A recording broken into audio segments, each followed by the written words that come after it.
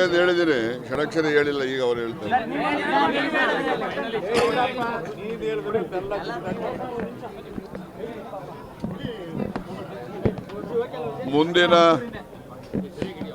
ಮುಂದಿನ 5 ವರ್ಷದ ಅವಧಿಗೆ ಜಿಲ್ಲಾ ಕೇಂದ್ರ ಸಹಕಾರ ಬ್ಯಾಂಕ್ ತುಮಕೂರಿನ ಆಡಳಿತ ಮಂಡಳಿಯ ಚುನಾವಣೆಗೆ ನಡೆದಂಥ ಚುನಾವಣೆಯಲ್ಲಿ 14 ಸ್ಥಾನಗಳ ಪೈಕಿ 8 ಸ್ಥಾನಗಳು ಈಗಾಗಲೇ ಅವಿರೋಧವಾಗಿ ಆಗಿತ್ತು. ಇವತ್ತು 6 ಕ್ಷೇತ್ರಗಳು 6 ತಾಲೂಕಿನ ಎ ವರ್ಗದ ಕ್ಷೇತ್ರಗಳಿಂದ ಚುನಾವಣೆ ನಡೆದಿತ್ತು. ಕುಡಿಗಲ್ಲಲ್ಲಿ 18 ಮತದಾರರಿದ್ದರು.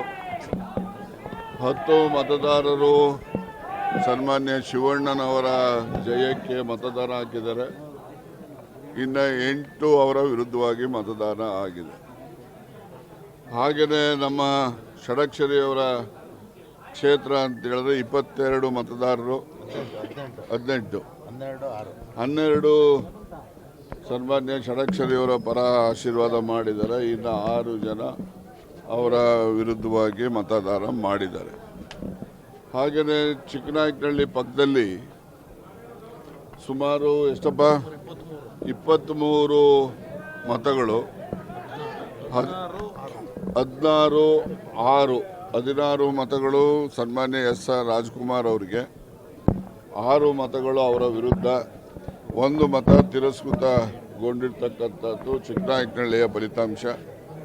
ಹಾಗೆ ನಾನು ಗುಬ್ಬಿದು ಕಡೆಗೆ ಹೇಳ್ತೀನಿ, ಮುಂಚೆ ಹೇಳೋದಿಲ್ಲ.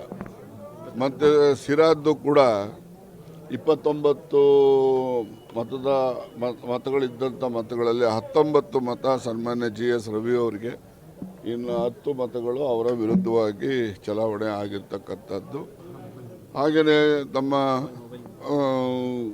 ಪಾವಗಡದಲ್ಲೂ ಕೂಡ ಟೋಟಲಿ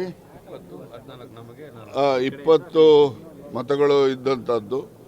14 ಸನ್ಮಾನ್ಯ ಎಚ್.ವಿ. ವೆಂಕಟೇಶ್ ಅವರಿಗೆ, ಇನ್ನು 4 ಮತಗಳು ಅವರ ವಿರುದ್ಧವಾದಂಥ ಅಭ್ಯರ್ಥಿಗೆ, ಇನ್ನು 1 ಮತ ಬಂದು ಚಲಾವಣೆ ಮಾಡಿಲ್ಲ, 1 ಮತ ತಿರಸ್ಕೃತ ಆಗಿರ್ತಕ್ಕಂಥದ್ದು ಫಲಿತಾಂಶ. ಇದಾದ ಮೇಲೆ ಬಹಳ ವಿಶೇಷವಾಗಿರ್ತಕ್ಕಂಥದ್ದು 6 ಕ್ಷೇತ್ರಗಳಲ್ಲಿ ಗುಬ್ಬಿ ಕ್ಷೇತ್ರದಲ್ಲಿ ಯಾರು ಸ್ಪರ್ಧೆ ಮಾಡಿದನೋ ಆತನೂ ಅವನು ಓಟ್ ಹಾಕ್ಕೊಂಡಿಲ್ಲ. 21 ವೋಟ್ ಇದೆಯಲ್ಲ, 21 ಮತದಾರರಿದ್ದರು, 21 ಜನನೂ ಬಂದು ಪ್ರಬಣ್ಣವರಿಗೆ ಮತ ಹಾಕಿದ್ದಾರೆ. ಅಂದರೆ ಸ್ಪರ್ಧೆ ಮಾಡಿದಂತಹ ವ್ಯಕ್ತಿನೂ ಕೂಡ ಅವ್ರ ಓಟನ್ನು ಅವ್ರು ಹಾಕ್ಕೊಳ್ಳದೆ ಪ್ರಬಣ್ಣವ್ರಿಗೆ ಹಾಕಿದ್ದಾರೆ ಅಂದರೆ ಪ್ರಬಣ್ಣವ್ರ ಮೇಲೆ ಇರ್ತಕ್ಕಂಥ ವಿಶ್ವಾಸ ತೋರಿಸುತ್ತೆ ಅಂತೇಳಿ ನಾನು ಈ ಸಂದರ್ಭದಲ್ಲಿ ವಿಶೇಷವಾಗಿ ಅವರಿಗೆ ಅಭಿನಂದನೆಯನ್ನು ಸಲ್ಲಿಸಿದ್ದೀನಿ. ಮತ್ತು ಅಂತಿಮವಾಗಿ ಇದೊಂದು ದಾಖಲೆ. ಇದು ಯಾರೇ ಒಬ್ಬ ಅಭ್ಯರ್ಥಿ ಸ್ಪರ್ಧೆಗೆ ನಡೆದಾಗ ಕನಿಷ್ಠ ಸ್ಪರ್ಧೆ ಮಾಡಿದ ಅಭ್ಯರ್ಥಿನಾದ್ರೂ ಓಟ್ ಹಾಕಂತಾನೆ. ಬೇರೆ ಯಾರು ಬರ್ತಾರೋ ಬಿಡ್ತಾರೋ ಹಾಕೋದಿಲ್ವೋ ಅದೆರಡೇ ವಿಚಾರ. ಆದರೆ ಇದೊಂದು ಈ ಒಂದು ಚುನಾವಣೆ ಪ್ರಕ್ರಿಯೆಯಲ್ಲಿ ಇದು ಒಂದು ಇತಿಹಾಸ. ಗುಬ್ಬಿ ತಾಲೂಕಿನಿಂದ ಈ ಬಾರಿ ಇದ್ದಂಥ 21 ಮತಗಳು ಕೂಡ ಸನ್ಮಾನ್ಯ ಪ್ರಬಣ್ಣವರಿಗೆ ಮತ ಹಾಕಿದ್ದಾರೆ. ಅವ್ರ ವಿರುದ್ಧ ಸ್ಪರ್ಧೆ ಮಾಡಿದಂಥವರು ಯಾವುದೇ 1 ಮತನೂ ಬರದೆ 0 ಮತವನ್ನು ಪಡೆದಿರ್ತಕ್ಕಂಥದ್ದು ಒಂದು ಇತಿಹಾಸ. ಮತ್ತು ಯಾರೆಲ್ಲ ಜಯಶೀಲರಾಗಿದ್ದಾರೆ ಎಲ್ರಿಗೂ ಕೂಡ ನಾನು ಅವರಿಗೆ ಅಭಿನಂದನೆಯನ್ನು ಸಲ್ಲಿಸ್ತೇನೆ.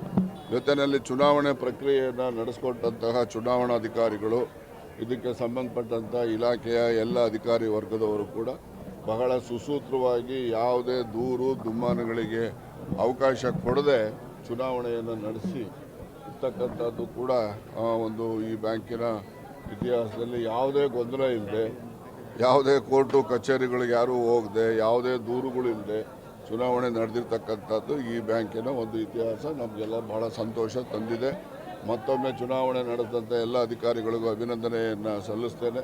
ವಿಜೇತರಾಗಿರ್ತಕ್ಕಂಥ ಎಲ್ರಿಗೂ ಕೂಡ ನಾನು ವೈಯಕ್ತಿಕವಾಗಿ ಅಭಿನಂದನೆ ಸಲ್ಲಿಸೋದ್ರ ಜೊತೆಗೆ ಒಂದು ವಿಚಾರ ನಿಮ್ಮ ಗಮನದಲ್ಲಿರಲಿ, ಇದು ಪಕ್ಷಾತೀತವಾಗಿ ಆಗಿರ್ತಕ್ಕಂಥ ಚುನಾವಣೆ. ಇಲ್ಲಿ ಗೆದ್ದಿರ್ತಕ್ಕಂಥ 14 ಜನನೂ ಕೂಡ ಬೇರೆ ಬೇರೆ ಪಕ್ಷದವರು ಇದ್ದಾರೆ, ಬೇರೆ ಬೇರೆ ಸಮುದಾಯದವರು ಇದ್ದಾರೆ.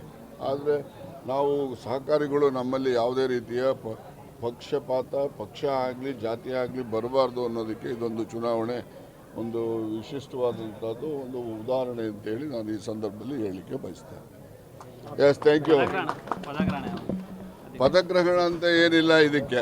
ಅಧ್ಯಕ್ಷ ಸ್ಥಾನ ಅಧ್ಯಕ್ಷ ಸ್ಥಾನ ಅದು ಚುನಾವಣೆಯಲ್ಲಿ 15 ದಿವಸದ ಒಳಗಡೆ ಚುನಾವಣೆ ಮಾಡಬೇಕು. ಅವರು ಚುನಾವಣಾಧಿಕಾರಿಗಳು ಎಲ್ಲ ಸದಸ್ಯಗಳಿಗೂ 17 ದಿವಸದ ಕ್ಲಿಯರ್ ಡೇಸಲ್ಲಿ ಅವರಿಗೆ ನೋಟಿಸ್ ಕೊಡಬೇಕು.